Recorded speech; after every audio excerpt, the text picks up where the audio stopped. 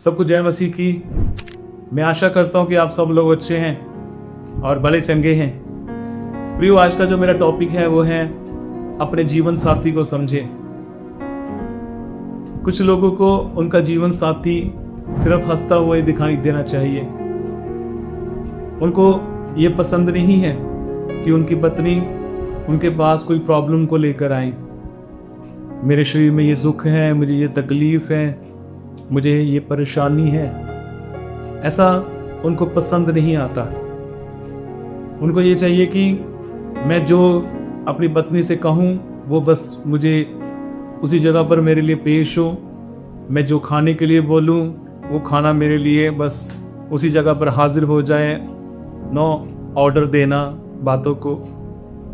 लेकिन नहीं प्रियो, बात यह कि दुख और सुख जीवन का हिस्सा है और पति पत्नी के जीवन में बहुत सारे स्ट्रगल हैं, बहुत सारे दुख होते हैं, परेशानियां होती हैं।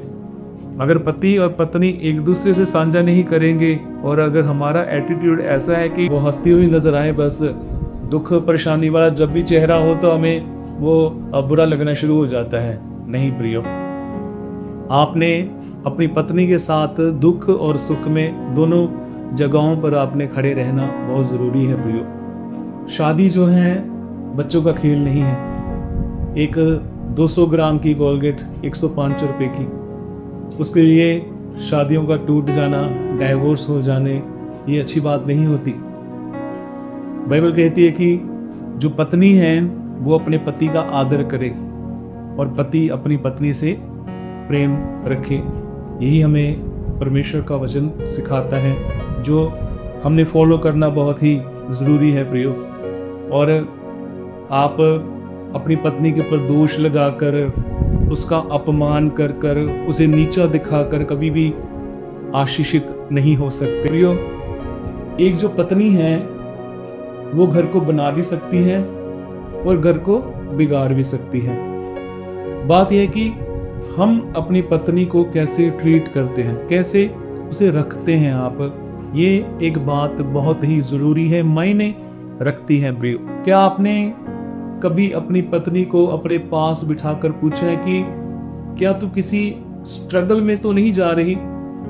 क्या तेरे मन में कुछ ऐसी बातें तो नहीं है जो तुझे अंदर ही अंदर खाए जा रही हो? क्या तू कुछ ऐसा फेस तो नहीं कर रही? दिक्कत परेशानियां तो नहीं है तेरी लाइफ के अंदर? क्या आपने कभी अपनी पत्नी से पूछा है? क्या पता प्रियो कि आपकी पत्नी उस तकलीफों में से जा रही हो, उन दुखों में से जा रही हो, उन परेशानियों में से जा रही हो आपकी पत्नी, और वो अंदर ही अंदर घुट रही हो, दुखी हो रही हो, लेकिन आप उसे समझ नहीं पा रहे। क्या पता वो एक अंदर ही अंदर ऐसा घुट रही है कि बीमारियां उसे आकर घेर रही हैं। क्या आपने अब कभी भी अपनी पत्नी से ये पूछा है प्रियो? अगर आपने आज तक अपनी पत्नी को अपने पास बिठाकर ये बातें नहीं की तो आपको वो करनी जरूरी है प्रियो। एक पत्नी जो है वो अपना सब कुछ छोड़कर आपके पास आती है। उस समय उसके लिए सब कुछ नया होता है। वो आपका घर संभालती है, वो बच्चों को संभालती है, बच्चे पैदा करती है, वो अपना शरीर आपको देती है। मतलब कि उसका एक सैक्रिफाइस है, एक त्याग है, जिसे पतियों को समझना बड़ा ही जरूरी है प्रियो। अपने जीवन साथी को समझे। अब मैं एक पति की बात करता हूँ। पत्नियों को क्या करना है? पति जो है वो अपने घर को चलाने के लिए, घर को संभालने के लिए स्ट्रगल करते हैं, बाहर जाते हैं, काम करते हैं। तो पत्नियों को क्या करना है? आदर करना है। कमियां किस में नहीं होती प्रियो? कमियां सब में होती हैं, लेकिन आप अपने पति की प्रशंसा करें। वो जो काम करते हैं, स्ट्रगल करते हैं, आप उसको प्रशंसा कीजिए, एप्रिशिएट कीजिए उस बातों को। आपके प्यार से आपका पति एक दिन जरूर बदल जाएगा। बाइबल कहती है कि पत्नी के विश्वास को देखकर पति का जो विश्वास है वो बढ़ता है। एक दूसरे को कंडेम करके, उनके पर दोष लगाकर, एक दूसरे को नीचा दिखाकर, तू ये करता है, तू वो करता है, तेरी वजह से ये होता है, तेरी वजह से मैं आगे नहीं बढ़ सका, तेरी वजह से मैं आगे नहीं बढ़ सकी, इन चीज़ों को करके कभी भी जो पारिवारिक जीवन है वो खुशहाल नहीं हो सकता। एक पारिवारिक जीवन में कभी भी आप उस खुशियों को नहीं देख सकते, उस शांति को नहीं देख सकते, उस उन्नति को, प्रॉस्पेरिटी को कभी भी आप देख नहीं सकते। गलत शब्दों का प्रयोग करना, गाली देना, ये चीज़ें जो हैं आपको हमेशा नीचे ही तरफ लेके जाएंगी, कभी भी आपको ऊपर नहीं लेकर जाएगी। हमें अपने जीवन साथी को समझना है, दोनों ही पति पत्नी जो हैं वो एक दूसरे को समझे। परमेश्वर का वचन कहता है कि मनुष्य शादी के बाद अपनी पत्नी के साथ रहेगा और दोनों एक तन होंगे। एक तन का मतलब प्रियो, एक शादी जो है एक शारीरिक रिश्ता नहीं है। शादी का मतलब है जिम्मेदारी। अब बात यह है कि कुछ माँ बाप जो होते हैं अपने बच्चों की शादी इसलिए कर देते हैं कि बच्चे बिगड़े हुए हैं। उनका ये मानना है कि अगर हम अपने बच्चों की शादी कर देंगे तो बच्चे क्या सुधर जाएंगे। लेकिन नहीं, आप क्या कर रहे हो, उसके साथ साथ एक और जिंदगी को खराब कर रहे हो। ऐसा नहीं होता, ऐसा बिल्कुल भी नहीं करना चाहिए।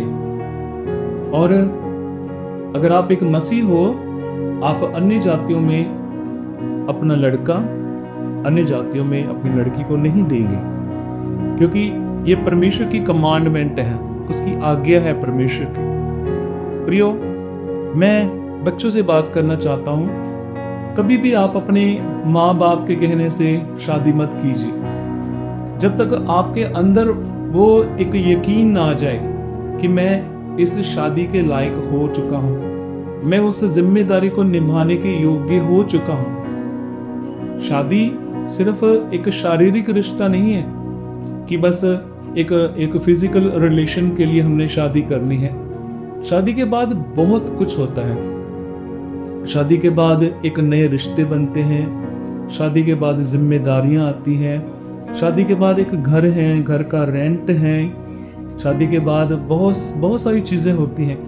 आज अब आप एक अपने माँ बाप के पास हो और आपको ये भी नहीं पता होगा कि जो दाल आप खाते हो उस दाल का रेट क्या है, लेकिन जब आपकी शादी होगी, आप उसे खरीदने के लिए मार्केट में जाएंगे, तब आपको पता चलेगा कि दाल सब्जी का भाव क्या है।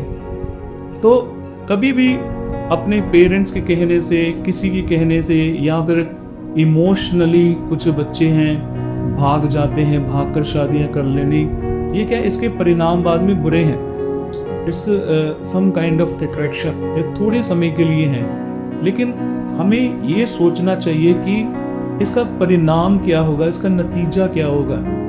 इसका नतीजा बुरा है, 2 जिंदगियां इससे खराब हो जाती हैं। सो शादी जो है कोई बच्चों का खेल नहीं होता। बच्चे मैच्योर नहीं होते और डाइवोर्स हो जाते हैं, बाद में बड़ी ही प्रॉब्लम का सामना करना पड़ जाता है। आज जो शैतान है वो पारिवारिक रिश्ते, एक वैवाहिक रिश्तों को खराब करने की कोशिश कर रहा है। उसका शुरू से ही ये रहा है, उसने शुरू से ही ये किया है। प्रभु यीशु मसीह ने कहा कि शैतान झूठा है और वो झूठ का पिता है। आज क्या है कि शादियों में क्या हो गया, शैतान घुस गया। एक्स्ट्रा मैरिटल अफेयर, शादीशुदा होने के बाद भी कुछ लोग हैं जो बाहर अपने रिश्ते बनाते हैं। ये क्या है, सिर्फ दुष्ट की चाल है जो आपके परिवार को खत्म करना चाहता है। यो परमेश्वर का वचन कहता है यूहन्ना 10 अध्याय के 10 वचन में, चोर चोरी करने, घात करने और हत्या करने के लिए आता है। प्रभु यीशु मसीह ने कहा कि मैं आया हूँ कि तुम जीवन पाओ और बहुतायत का जीवन पाओ। शादी एक आदर की बात समझी जाए, शादी का बिछोना एक आदर की बात समझी जाए। बाइबल हमें ये कहती है, आप शादी करके गैर मसीहों की तरह, अन्य जातियों की तरह नहीं कर सकते। आप अपने जीवन साथी के साथ वो प्यार भी आप गलत रीति से नहीं कर सकते, गलत तरीकों को नहीं अपना सकते। शादी जो है एक पवित्र रिश्ता है जो खुदा की ओर से है। आपके जो रिश्ते हैं, आपका जो परिवार है, ये खुदा की ओर से है और परमेश्वर ने इसे ठहराया है प्रियो। और आज दुष्ट आपके परिवारों को, आपके शादीशुदा रिश्तों को खराब करने की कोशिश कर रहा है। आपने इस बात को समझना है। इसका परिणाम बुरा है, इसका परिणाम मौत है, इसका परिणाम जो है वो नरक है। अगर आप ऐसी चीजों में जाते हैं तो इसका परिणाम बहुत ही गलत है प्रियो। अपने जीवन साथी को समझे, उसको ना समझना, उसको कंडेम करना, उसकी केयर ना करना, उसको ऐसे ही छोड़ देना, ये एक जिम्मेदारी नहीं है, ये एक रिस्पॉन्सिबिलिटी नहीं होती। लेकिन अपनी पत्नी को समझना, उससे बात करना, उसे पूछना कि भाई तू किसी ऐसी चीज से गुजर तो नहीं रही, तू किसी ऐसी चीजों को फेस तो नहीं कर रही, तेरे दिल में कुछ ऐसा चल तो नहीं रहा। नो, ऐसा हो सकता है। ऐसा होने से क्या होगा कि आपका जीवन साथी बीमारियों से घिरेगा, उसके ऊपर बीमारियां आएंगी, लेकिन फिर आप उसका इलाज करवाते हो। ये एक जिम्मेदारी नहीं है। जिम्मेदारी ये है कि आप अपनी पत्नी को खुश रखें, आप अपने पति को, जीवन साथी को खुश रखें। प्रियो, आपने शादी इसलिए नहीं की कि आप अपनी पत्नी को रुलाएं, नहीं, इसलिए जीवन साथी नहीं होता। परमेश्वर ने आपको जोड़ा है कि कोई उसे अलग ना कर सके। प्रियो, आज इस वचन के द्वारा परमेश्वर आपसे यही बात करना चाहता है कि अपने जीवन साथी को समझे। एक तन होना मतलब कि एक मन हो जाना, और एक मन होकर अपने पारिवारिक रिश्तों को, उस खुशी को, उस आनंद को समझना रिश्तों के अंदर कि यस, ये रिश्ता जो है परमेश्वर की ओर से दिया गया है। आपने उस आनंद को अपने जीवन में देखना है, अपने पारिवारिक जीवन में, अपने वैवाहिक जीवन में उस खुशियों को आपने मनाना है। आपके बच्चे होंगे, आपके बच्चे हैं, नो, उनके साथ आपने एक खुशहाल जिंदगी को जीना है प्रियो। परमेश्वर आपको बहुत आशीष दे, बरकत दे, और ये वचन आपके जीवन में 100 गुना बरकत को लेकर आए। यही मेरी दुआ है आप सबके लिए। सबको जय मसीह की।